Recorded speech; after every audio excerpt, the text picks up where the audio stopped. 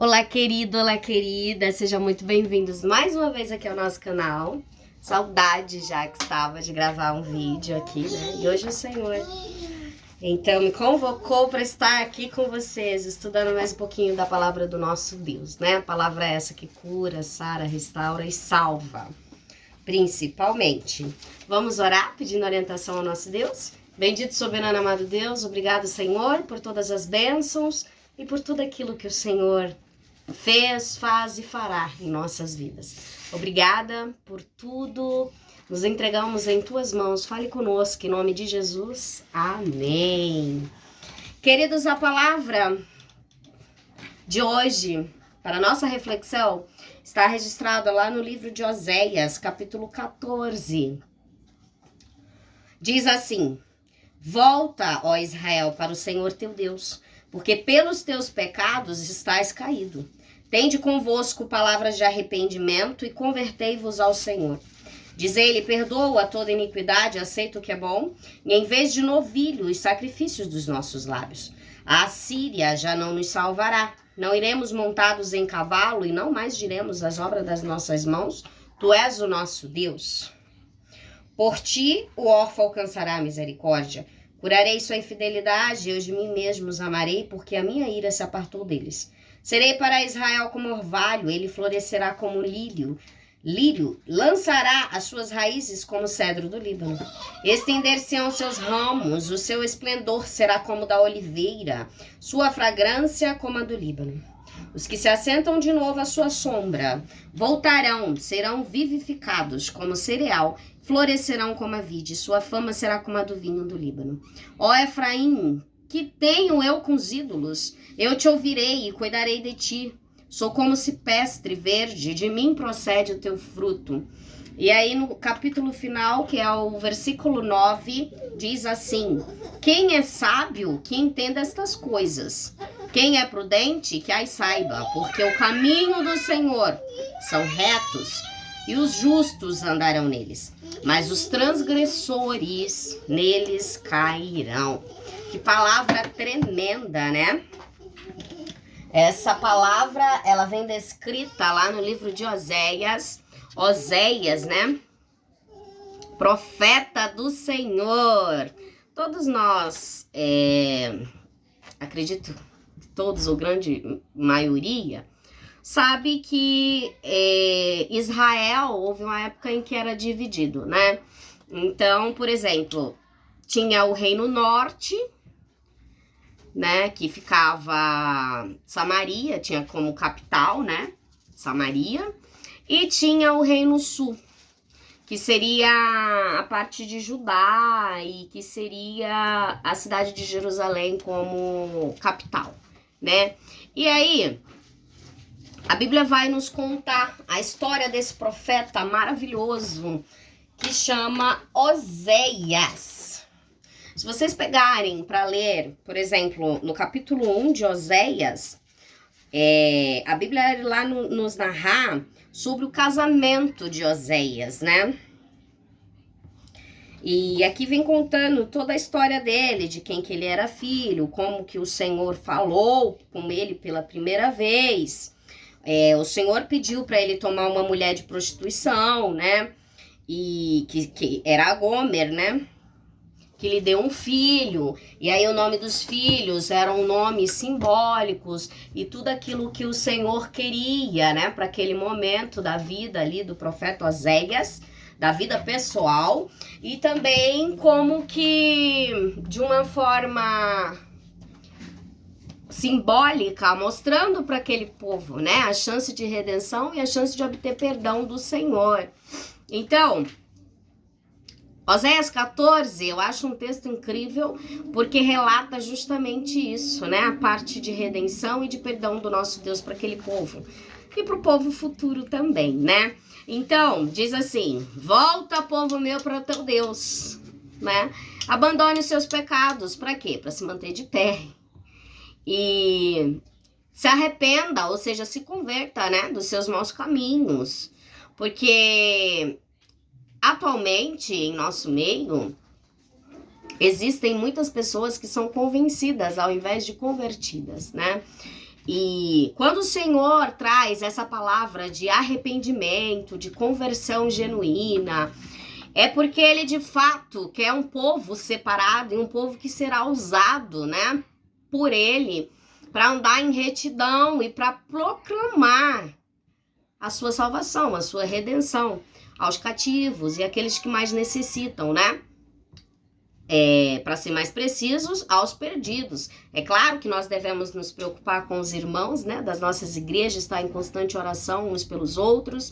É claro que no que puder auxiliarmos, no que puder aí fortalecer, sabe, o evangelho e tudo mais, nós o faremos. Mas o principal papel do cristão é desenvolver a sua chamada mesmo, né?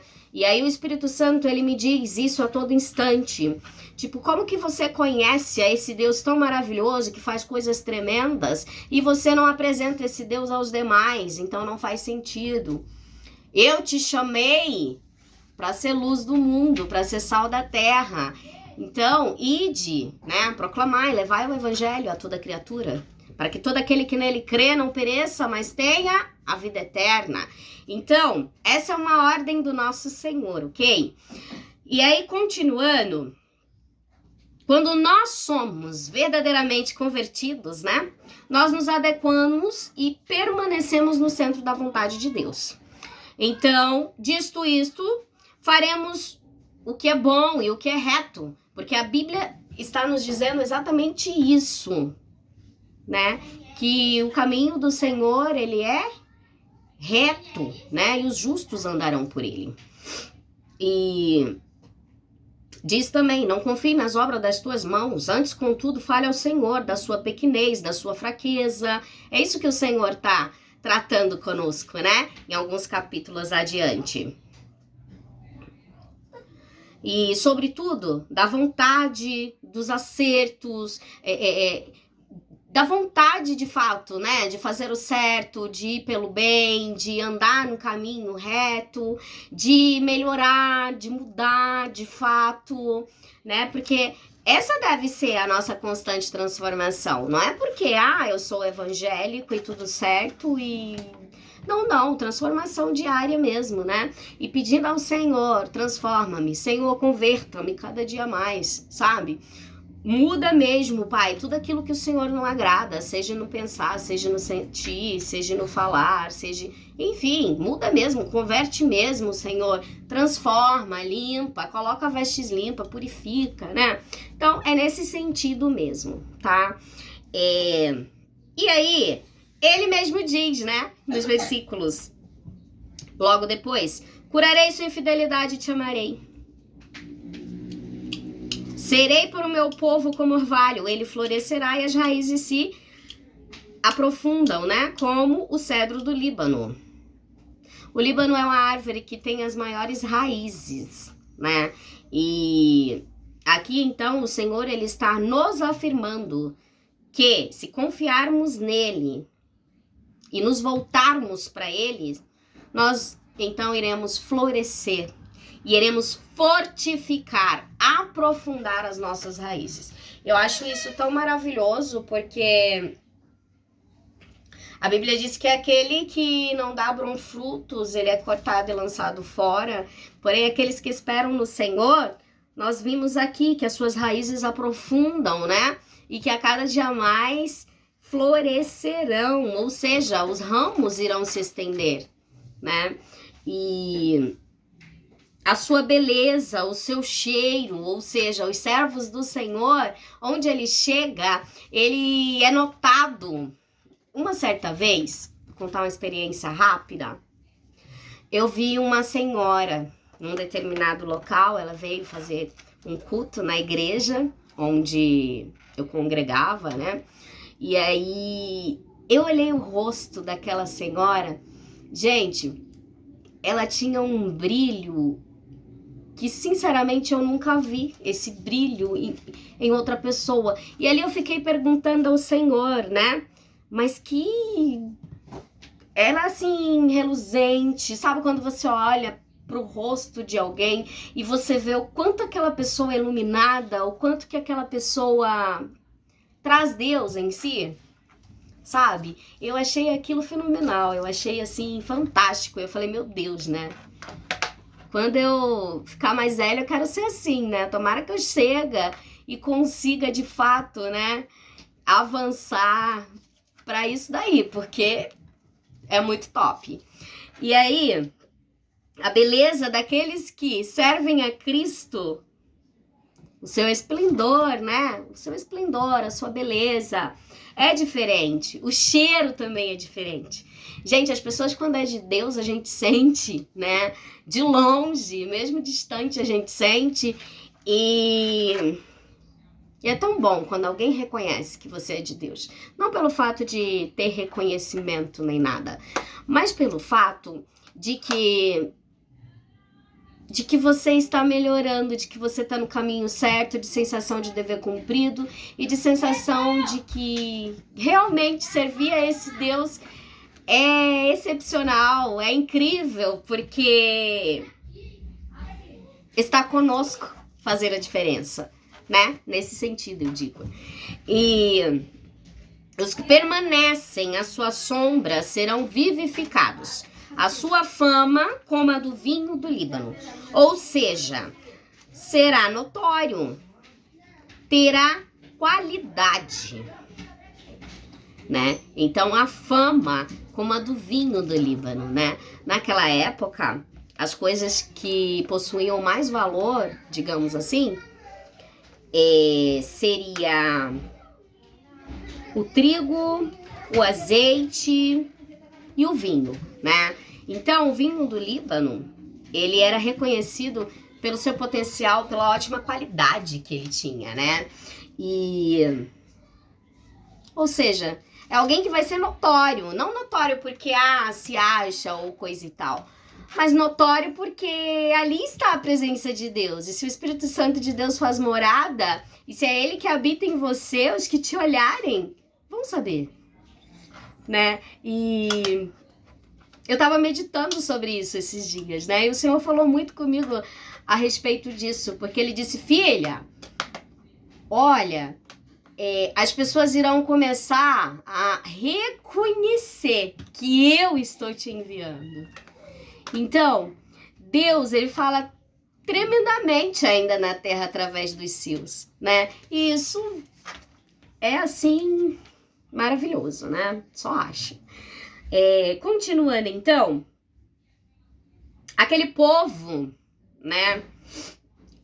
Aí fala sobre a parte da idolatria, né? Que era o povo de Efraim, que estava, então, ali em pecado, provocaram, né, a ira de Deus.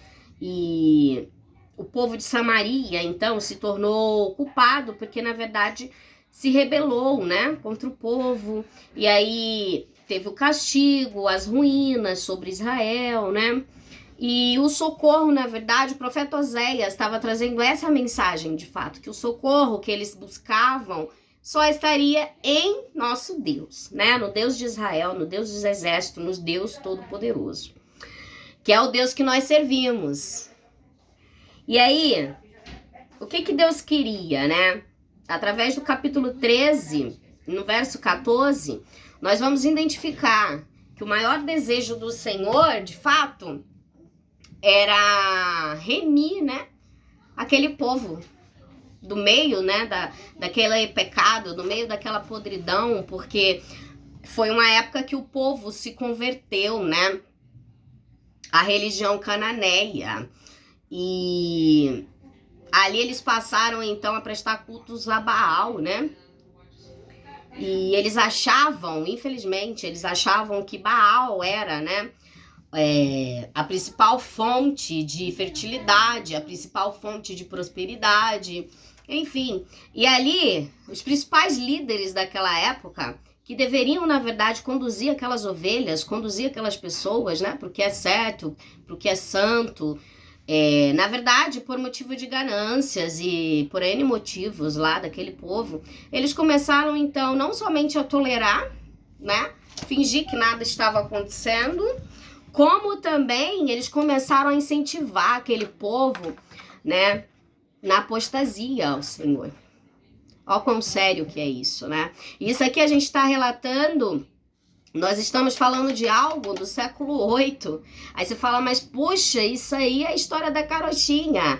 Tem gente que, né, os que não creem, né, na palavra de Deus ou na Bíblia, podem dizer ou até vir a pensar, mas isso aí já tem tanto tempo e que não sei o quê. Mas, gente, se pararmos para pensar, ainda hoje existem líderes assim, que simplesmente fecham, né, a sua visão, os seus olhos para aquilo que convém. Então, o Senhor aqui no livro de Oséias, meditando no livro de Oséias, eu li ele todo ontem e foi super revelador, assim, para mim.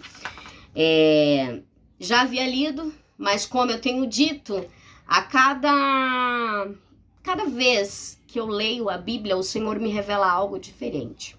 E glória a Deus por isso, né? Então, é por isso que nós devemos pedir ao Senhor visão de águia, nós devemos pedir iluminação, porque a Bíblia, por si só, se você ler por si só, realmente você não consegue ali decifrar os enigmas, realmente você não consegue, né, obter... Ai, desculpa, a Laurinha pegou aqui. Obter êxito. Mas quando você coloca, né, o Senhor à frente de tudo, aí sim, tudo faz sentido. E a Laurinha tá mexendo aqui, gente. Deixa eu tentar arrumar. Né, filha? E aí, através da experiência pessoal, né, do profeta Oséias, e claro que de uma forma simbólica, Deus, ele revelou com muita perfeição, né, o estado que aquele povo se encontrava, que estava em pecado, que estava, né, denominando ali a sua ira, e que na verdade aquele povo era o quê? Era o povo da aliança, né, era o povo de Israel. E porque assim, se eu contar toda a história pra vocês, vai ficar um vídeo super, né, complexo, porque vai levar tempo. Então, só pra resumir, o profeta Oséias, ele era um homem bom, temente a Deus. Deus, por sua vez, pediu para que ele pegasse e casasse com uma prostituta. Aquela mulher, por ser infiel, né, o traiu. E aí ele, né, a história vai relatar que ele volta com essa mulher, né, e são vários pontos, né, que nós temos, que o Senhor usou o profeta Oséias, né, para alertar. E é isso que eu quero chegar, nesse ponto, né, que é quando que o Senhor alerta o povo através da vida pessoal do profeta Oséias. Então, Deus, ele é tão perfeito que ele conduz tudo conforme ele quer mesmo, né? E, por exemplo, o profeta Oséias, ele já havia relatado sobre o sucesso, né, do ataque assírio, né? A queda de Samaria, a realidade do exílio, o fim do Reino Norte, que foi lá por volta de 722 a.C. Então, ele explicava por que Deus permitiu que sobreviesse tudo aquilo sobre seu povo, né?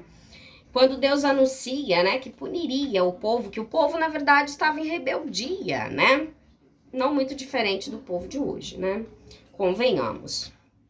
Então, violou mesmo a aliança do Senhor, né? Mas o bom também, e o legal e o bacana, você só vai conseguir identificar se de fato você ler a história completa, e aí você começa a associar isso. Mas esse capítulo 14, que é o final, né, e que é o que mais me chama atenção, de fato, porque é quando ele fala, assim, do julgamento, da destruição, mas ele também menciona sobre a restauração, né, do povo de Deus. Que Deus, então, não abandonaria aquele povo por definitivo, né, definitivamente. Então, havia, né, promessa de um futuro maravilhoso para o povo de Deus, né, e que estava reservado para os remanescentes após o exílio, né, e Deus prometeu, então, perdoar aquele povo, renovar a aliança e derramar bênçãos. Bênçãos e promessas essas que se cumpriram nos dias de Cristo, né? Na vida de Cristo. E então houve, né? A nova aliança. Os escolhidos de Deus, então, alcançaram perdão e podem, então, desfrutar de bênçãos eternas. Bênção essas que está prometido até hoje ao povo de Deus. Então, olha como é profundo isso, né? Eu acho fantástico a história do profeta Oséias, né? E tem algumas partes que o Senhor fala, né? Ó, onde estar, no capítulo 13, verso 14, diz assim: remirei do poder do inferno, resgatarei do poder da morte. Onde está a morte? Pragas e sua destruição. Em outras palavras, a morte e o inferno, eles não têm poder de prevalecer contra os filhos do Senhor, a não ser quando o próprio Deus assim permite, né? Porque quando Deus dá ordem, aí, amados, até Satanás vira funcionário, né? Então, outra parte que chama muita atenção é: que tenho eu com ídolos, ó Efraim.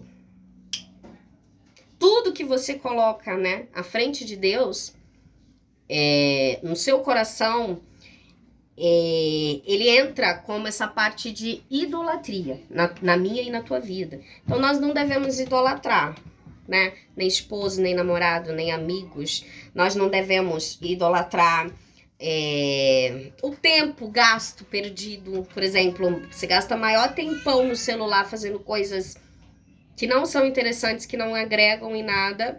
Mas muitas vezes quando alguém te chama para ir visitar um irmão que está enfermo ou diversas outras situações, você costuma, por exemplo, dar uma desculpa, sabe? Então, se a gente parar para pensar, essa parte de idolatria hoje, ela pega bastante isso, né? Em que você gasta seu tempo, o que você dedica ao seu coração de fato, né?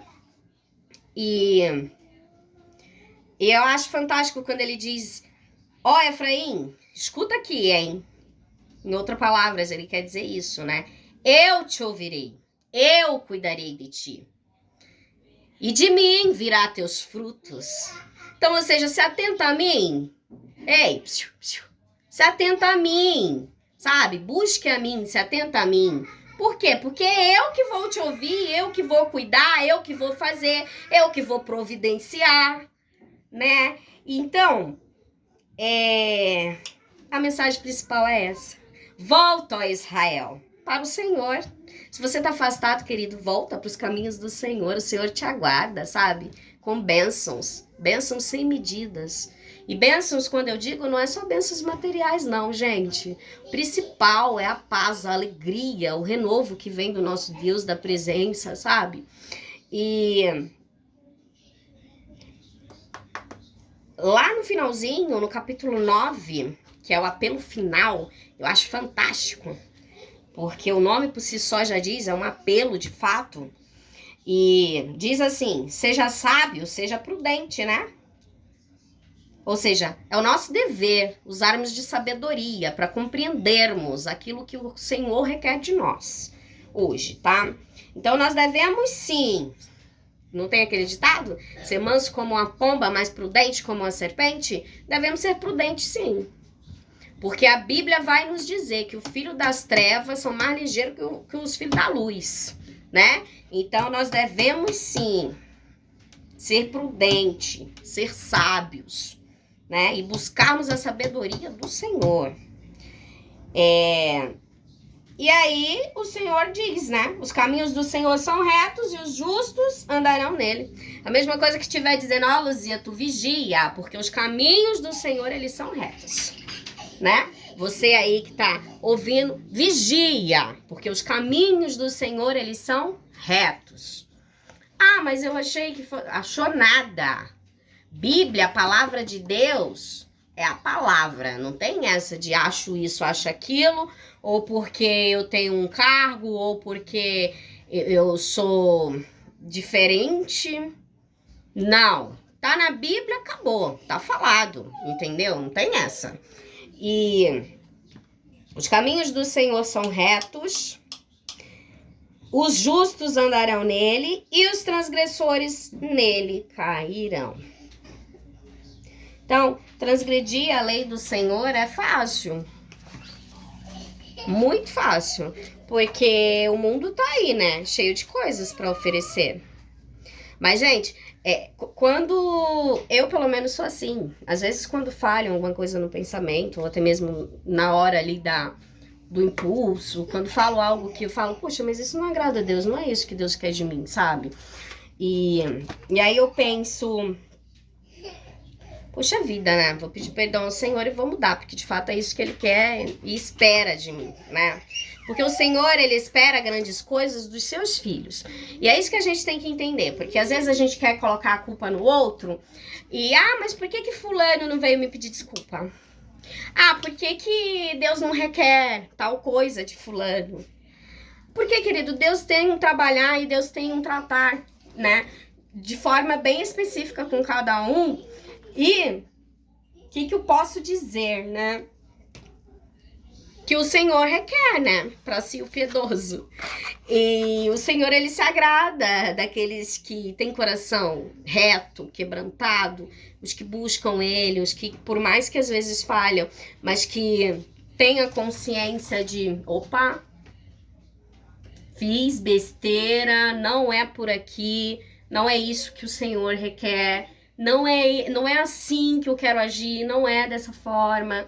Então, opa, vamos parar, perdão, Senhor, e vamos em frente com Jesus, sabe? E o apelo final, então, seja sábio, entenda o que o Senhor requer de ti. E o Senhor requer de nós obediência. O que o Senhor requer de nós? Santidade. O que o Senhor requer de nós? Arrependei-vos. E sabei, né, que eu sou o seu Deus. Aquietai-vos, sabei que eu sou o seu Deus. Então, são coisas simples que o Senhor requer de nós. E que nós podemos, sim, buscar em Jesus, né? Nos aprofundarmos. Para quê, Luzia? Para aprofundarmos mesmo de fato as nossas raízes, para de fato crescermos com o Senhor, ter esse cheiro, né, diferente, esse cheiro que impacta quando alguém vem, né, te cumprimentar e fala, nossa, mas que cheiro bom, né, que pessoa bacana de ficar perto, enfim.